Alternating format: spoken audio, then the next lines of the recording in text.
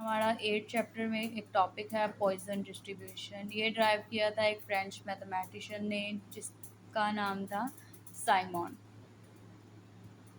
इसको अब यूज़ कहाँ पे करते हैं, जब हमारे पास बायनोमियल डिस्ट्रीब्यूशन की जो लिमिटिंग अप्रॉक्सीमेशन आ जाए उसके लिए यूज़ करते हैं। मतलब जो p है हमारे पास वो इतना छोटा हो जाए कि वो 0.05 से भी नीचे चले जाए और n जो है वो बड़ा हो जाए 20 से, तो हम ये लिमिटिंग अप्रॉक्सीमेशन लगाते हैं जिसे हम पॉइजन डिस्ट्रीब्यूशन कहते हैं। किस पे? बायनोमियल डिस्ट्रीब्यूशन पे लगाते हैं जब n जो है वो 20 से बड़ा और p जो है वो 0.05 से नीचे चला जाए।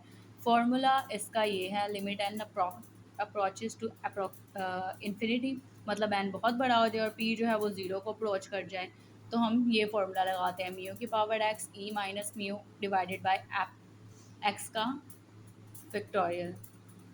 अब x जो है वो 1 से लेकर इन्फिनिटी तक जाएगा।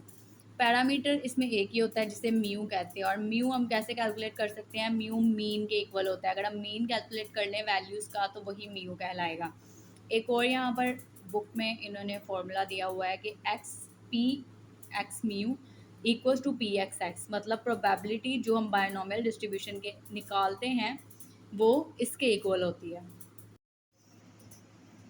एग्जाम्पल नंबर 8.15 जो है वो इसी पॉइजन डिस्ट्रीब्यूशन पे दी गई है, जिसमें हमें म्यू की वैल्यू दी गई है। एक्स कोई भी रैंडम वेरिएबल है, हमने प्रोबेबिलिटी फाइंड करनी है 8 से 0 से इन्फिनिटी तक, और मोर है ना तो इन्फिनिटी तक। पॉइजन डिस्ट्रीब्यूशन का फॉर्मूला हमारे पास ये है। अब हमें म्यू जो है वो गिवन है, हमने इस फॉर्मूले में जो है वो म्यू पुट करना है। एक्स को हमने अभी एज इट इज़ ही रहने देना है और इस जगह म्यू पुट कर देना है। म्यू पुट करने के बाद हमने फॉर्मूले में जहाँ जहाँ म्यू था ना वहाँ वहाँ 2 पुट कर दिया। अब हमें एक्स जो है वो फाइंड करना है इन्फिनिटी तक। पहले हम 0 से स्टार्ट करते हैं, पहले हम 0 पे निकालेंगे। पी एक्स म्यू था ना, एक्स और म्यू। अब क्योंकि हमने 0 पे निकाले हैं तो एक्स की जगह 0 और म्यू की वैल्यू सेम ही रहेगी, पैरामीटर हमेशा सेम ही रहेगा। अब जहाँ जहाँ एक्स है वहाँ वहाँ 0 और जहाँ जहाँ म्यू है वहाँ वहाँ हम 2 पुट कर देंगे। हमारे पास ये वैल्यू आ गई, क्योंकि 0 का फैक्टोरियल 1 होता है और 2 की पावर अगर 0 में ले तो वो भी 1 ही होगी। बाकी ई की पावर -2 हमारे पास ये होती है। इसी तरह अब हम 1 पे देखेंगे क्योंकि हमने इन्फिनिट तक निकालना है। पी 1 एक्स की जगह 1 लिख देंगे और म्यू सेम ही रहेगा। सेम वैसे फॉर्मूले में अप्लाई किया और हमारे पास ये आ गया। फिर हम इसी तरह 2 के लिए निकालेंगे, एक्स की जगह 2 और पैरामीटर सेम, और फॉर्मूले में पुट करने के बाद हमारे पास ये आ गया। अब हम 3 पे आके रुक जाएंगे। इस तरह तो हम इन्फिनिटी निकालते रहे तो हमें तो पूरी ज़िंदगी लग जाएगी, हम इन्फिनिटी निकालते रह जाएंगे। तो इसीलिए अब हम इस क्वेश्चन को थोड़ा शॉर्ट करते हैं। हम क्या करेंगे, x greater than equal to 3, 2 तक तो हमने निकाली, अब हम 3 से ऊपर निकालना चाह रहे हैं तो हम क्या करेंगे, इसे इस फॉर्मूले में कन्वर्ट कर देंगे। 1 minus P x less than 3। यहाँ पर इक्वल का साइन था, यहाँ हम नहीं लगाएंगे, हमने साइन चेंज कर दिए हैं। अब लेस दैन 3 है तो ये 0 1 2 जाएगा। अब 2 1 0 भी हो सकता है और 0 1 2 भी हो सकता है, मतलब उनमें मैक्सिमम 0 तक जाना है और 2 से लेकर। इनकी वैल्यूज़ हम ऊपर निकाल चुके हैं। इन तीनों को ऐड करके 1 से माइनस करके हमारे पास ये आंसर आ गया और ये हमारा एक्स की इन्फिनिटी। नेक्स्ट इसी जो है टॉपिक की है एक और part, Poisson frequency distribution. Poisson frequency distribution में सिर्फ इतना होगा कि हमने जो पहले फॉर्मूला निकाला उसे बिग एन से मल्टीप्लाई कर देना, तो हमारे पास जो है वो पॉइजन फ्रिक्वेंसी डिस्ट्रीब्यूशन आ जाएगी। एग्जाम्पल हम 8.19 देख लेते हैं।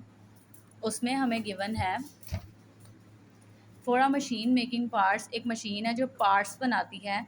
There is a small probability of 0.002 के for a part to be defective, कि उसमें इतनी प्रोबेबिलिटी है कि वो जो है पार्ट को डिफेक्ट कर सकती है 0.002, कि वो कोई ना कोई पार्ट को बिगाड़ सकती है, डिफेक्टिव बना सकती है। The parts are supplied in bundles of 10, 10 bundles हैं पार्ट्स के। Calculate approximately the number of bundles containing not defective, calculate करना है कि ऐसा बंडल जिसमें कोई डिफेक्टिव नहीं है, ऐसा बंडल जिसमें एक डिफेक्टिव है, ऐसा बंडल जिसमें 2 डिफेक्टिव हैं, और टोटल बंडल्स कितने हैं, 10,000। गिवन द ई की पावर उन्होंने हमें दी हुई है। इससे हमें छोटा p मिल गया 0.002, n मिल गया जो कि 10 है, और बिग n हमें 10,000 मिल गया। म्यू हम यहाँ से निकाल लेंगे। म्यू का एक फॉर्मूला होता है mu equals to n into p. जब हमें मीन नहीं गिवन होगा, सिर्फ एन और पी गिवन होंगे, तो हम इस फॉर्मूले से म्यू की वैल्यू निकाल सकते हैं। अब हम सिंपली यहाँ पर क्या करेंगे, पहले उन्होंने हमें कहा है कि नॉट इफेक्टिव पे बताएं। नॉट इफेक्टिव होगा तो एक्स की जगह हमने सिंपली उस फॉर्मूले में ज़ीरो पुट कर दिया, जहाँ जहाँ एक्स है वहाँ वहाँ ज़ीरो पुट कर दिया, बाकी सारी वैल्यूज़ पुट की, हमारे पास ये आंसर आ गया। उसके बाद उन्होंने कहा एक डिफेक्टिव है, तो एक्स की जगह हमने वन पुट कर दिया, जहाँ जहाँ एक्स वहाँ वहाँ वन पुट करके हम आंसर लिया। इसी तरह उन्होंने थर्ड पे कहा है कि टू डिफेक्टिव है, मतलब दो पार्ट्स उसके डिफेक्टिव हैं, तो हमने एक्स की जगह टू पुट करके इसका भी आंसर निकाल दिया। सिंपली ये टॉपिक इतना ही था, इसकी कुछ प्रॉपर्टीज़ हैं वो पढ़ लेना।